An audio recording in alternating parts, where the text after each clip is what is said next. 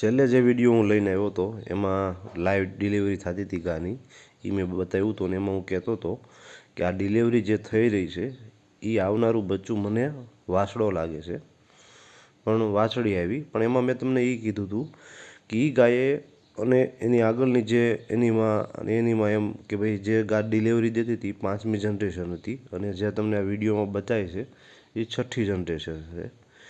તો કે ભાઈ આ 5 જનરેશનની અંદર 14 ડિલિવરી થઈ, 14 ગાઓએ બચ્ચાને જન્મ આપ્યા, પણ 14 વખત વાછડી સિવાય કોઈ બચ્ચું જન્મ્યું નથી.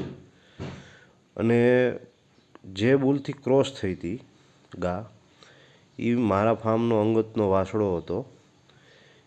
હવે એ અંગતના 3 રિઝલ્ટ બીજાએ આવ્યા હતા, જે 3 વાછડા હતા અને આ 4થું રિઝલ્ટ આવ્યું.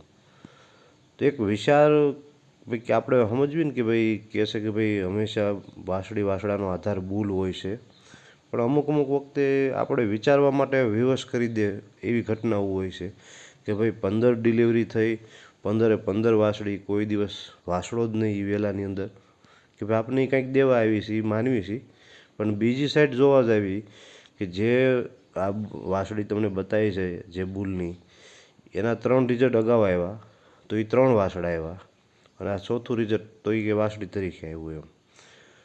અને જે પેડીગીરી હાલી આવી આગળની કે ભાઈ આ વેલાની અંદર કોઈ દિવસ વાછડો આવ્યો નથી, એ હાલની તકે અકબંધ છે. હજી જોશું આગળ આપણે જે, અને મેં કીધું એમ કે ભાઈ જે વાછડો વાછડી આવશે એનો વિડીયો તમારી સાથે લઈને આવીશ, એટલે આ વિડીયો ક્લિક કર્યો છે.